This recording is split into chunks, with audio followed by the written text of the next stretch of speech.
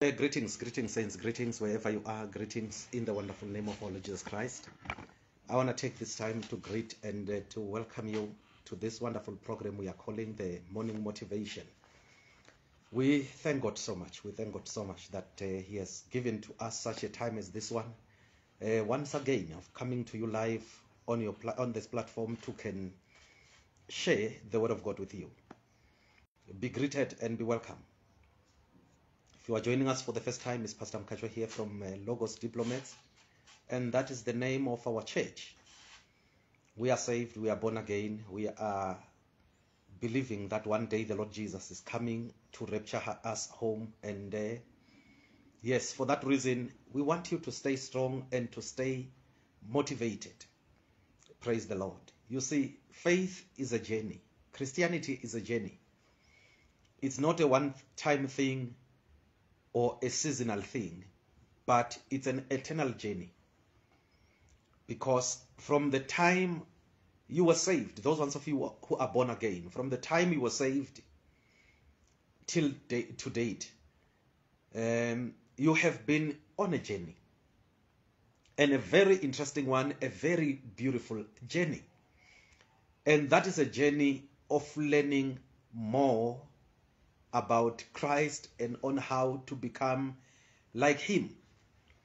Because the goal of Christianity is that you must become like Christ. That's what the Lord wants to see happening upon your life. He wants you to become more like His Son. You see, because of course you are His Son, you belong to Him now. And He wants you to become exactly like Him. And for that to happen, for that to be possible, that means you will have to expose yourself more into His Word.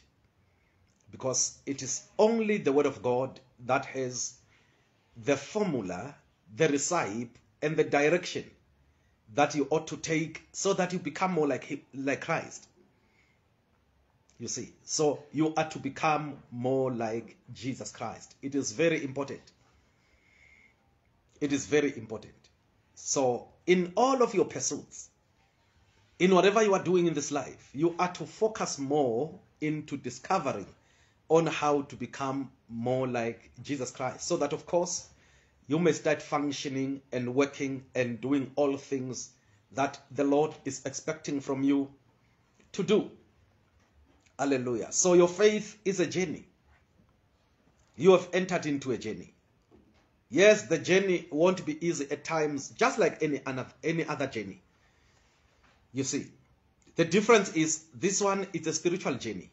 But of course, along this spiritual journey, there will be a lot of things happening along the way. That includes betrayal. You are going to experience it. That includes rejection. You are going to experience it. At times, elements of failures, disappointment, you see, unfulfilled dreams and visions. Of course, it's life, it's a journey.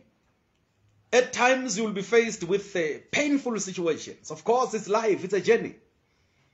The truth of the matter is, we are pressing on, we are moving forward.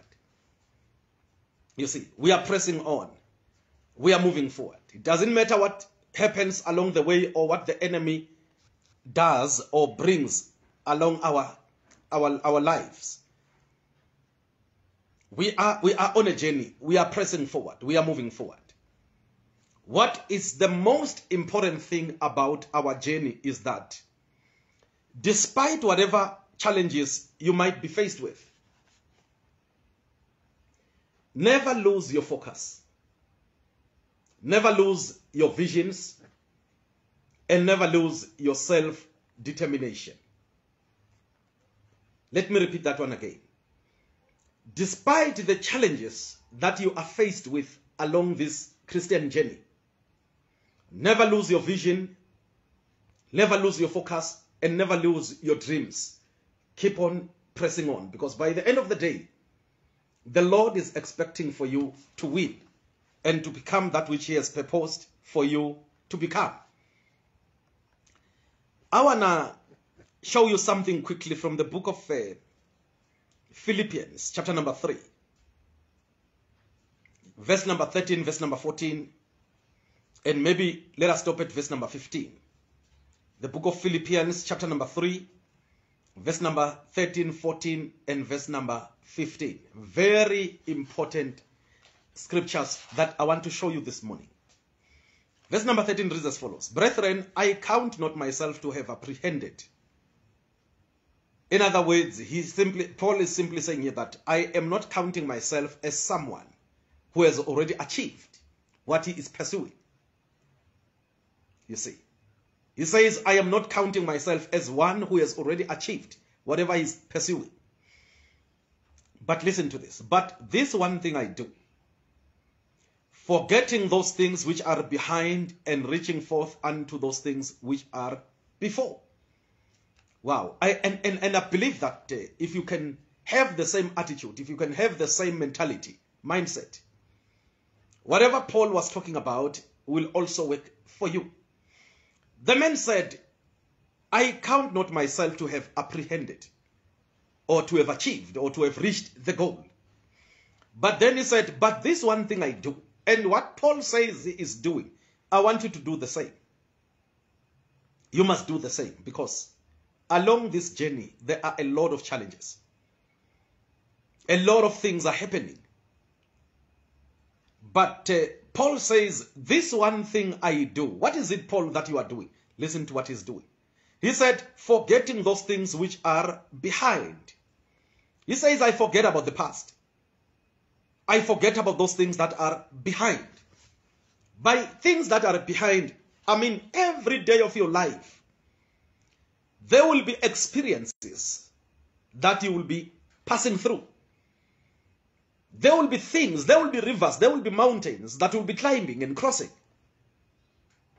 But Paul says, I forget about those things that are behind. In other words, you might have failed one way or the other along your journey. You might have failed. You might have failed. And failure, according to my interpretation, it's when you are quitting. That is failure. But doing something and it doesn't succeed, for me, it does not mean failure. It means do it again, improve your skills this time. In other words, do it again, be more careful, be more cautious, and learn from what didn't work out for you, and do it again. You see? So, you might have done something and it never worked out the way you wanted it to be. It is behind you now. It's a new day today. It's a new slate today that God wants you to write upon new words that are going to be inspiring to others. Paul says, I forget those things that are behind. What are the things that you need to forget about? Listen, never drag your past to your present. No, don't do that. Especially if that past is not so pleasant, is not so good. Never bring it to your present. You rather bring your past to the present, a past that is inspirational to you. You can bring it for a reference purpose, for motivation purpose, so that you may continue to do even much, much better. But listen, if your past is not so pleasant, if your past never yielded the results that you were anticipating, never bring it to your present. Don't do that. Don't do that. If your past never brought what you expected, never bring it to your present. It is toxic. It will destroy your vision. It will destroy your dreams. Forget about it. It is gone. It is past. It is gone. You know, it never worked out the way you wanted. Forget about it. You are here today. Start doing something that is going to work out for you and that is going to be pleasant unto you, so that your name or the name of the Lord might be glorified through you. Paul said, forgetting about those things, I'm forgetting about those things which are behind and reaching forth unto those things which are before. So he says, I am focusing to the future. My focus is ahead. I'm looking forward to the future. And I want you to do the same. I want you to do the same. Forget those things that you have passed from, that are in your past. Stretch forth to those that are ahead of you. Ahead of you are visions and dreams that must be fulfilled. There are so many achievements that you are to reach unto. There are so many pleasant occasions that you are to reach out to. So forget about what has happened in the past. But because our time is very much limited, let me read verse number 14 quickly for you. He says here, I press toward the mark of the prize of the high calling of God in Christ Jesus. Wow. The man says there is a prize and a high calling to stretch forth to focus to. There is a prize and a high calling that Paul says it is calling my name. Then he said, I press toward the mark for the prize. I press toward the mark for the prize. In other words, Paul says, my focus now is that I want the Lord to reward me. I want to receive my reward. I want to receive my reward. Therefore, I will never allow anything to stop me, to stagnate me, to stumble me. I want to reach my reward. Are you seeing that? And that is beautiful. That is so awesome. He says, I want to reach to my prize. I want to reach to the reward that the Lord has set aside for me. Let me repeat verse number 14 again. I press toward the mark of the prize of the high calling of God in Christ Jesus. Do you know that there is a high calling upon your life? There is a high calling that nobody else will accomplish but you. And I don't want you to fail on that calling. No, don't fail. Refuse to fail. The Lord is trusting you that it is only you who is going to bring it to pass. He is trusting you. Some of you are called for the gospel. Of course, things happened. Challenges came. Mountains came. Rivers came. Fires came. Of course. Some of them left you hurt and disappointed. Of course, some of them left you embarrassed. But those are in the past, isn't it? They are all in the past. There is still a future. Never forget that. In other words, you can still stand up, you can still do and fulfill that which the Lord had proposed for your life. Never allow for so-called failures to stop you. Never allow it. Never allow for mistakes, your personal mistakes, to stop you. No, your mistakes are not a description of who you are. No, they are not.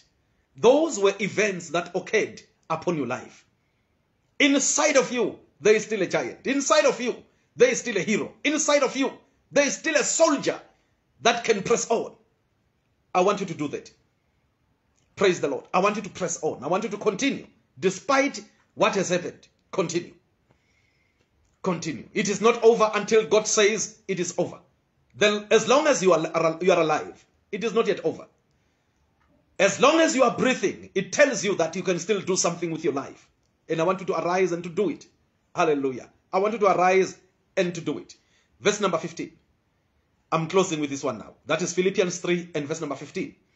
Let us therefore, as many as be perfect, be thus minded, and if in anything ye be otherwise minded, God shall reveal even this unto you. He says, as many of us therefore as are perfect, let us be thus minded. In other words, let us maintain the focus. Let us maintain the vision. If there are things God must reveal to us, or that God wants to be done otherwise, God will reveal that. But for now, Paul says, let us remain vigilant, focused, determined. Hallelujah. Let us remain determined, because that is how we are going to win in this journey. Listen, beloved, as you are watching us this morning, I want you to know, God is not against you, He is for you. The Bible said, if God be for us, then who can be against us? God is for you. He wants to see you winning. He wants to see you victorious. He wants to see you succeeding in whatsoever you are doing. Therefore, maintain the focus. Maintain the focus. Whatever the Lord has in store for you, they can all still come to pass. Never give up. Never throw in the towel. Continue. Soldier on. Angels are cheering you. They are clapping. They are saying you can do it. You can do it. You can do it. Continue. The Holy Spirit says, press on. You can do it. And I'm saying also, press on. You can do it. Hallelujah. God bless you. Thank you so much for being a part of this ministration this morning. Our time, unfortunately, is up. Let me quickly say a word of prayer for you. Heavenly Father, in the name of Jesus, I thank you so much for everyone who is a part of this ministration this morning. I pronounce a blessing upon them. I pray that let the grace of God be made manifest upon them. Bless them so much. I pray that indeed revive those dreams and visions that you have placed upon their hearts. Revive them. Help them to be energized to fulfill them. Those dreams and visions cannot go in vain. No, they can't perish. For the grace of God is there to enable them to come to pass. Therefore, I speak a blessing upon them. I pray that, Lord, give them the wisdom they need to fulfill those visions. Give them the understanding they need to fulfill those visions. Let your glory be revealed and be made manifest upon them, so that that which, O Lord, you have purposed for their lives might indeed come to pass. Bless everyone this morning. Let whatever they are doing for your glory come to pass in Jesus' name. Father, thank you, thank you, thank you. In the mighty name of Jesus Christ, we have prayed. Amen. Thank you, saints. Thank you for joining us. Thank you for being a part of this ministration this morning. May the Lord richly, richly bless you in whatsoever you are doing.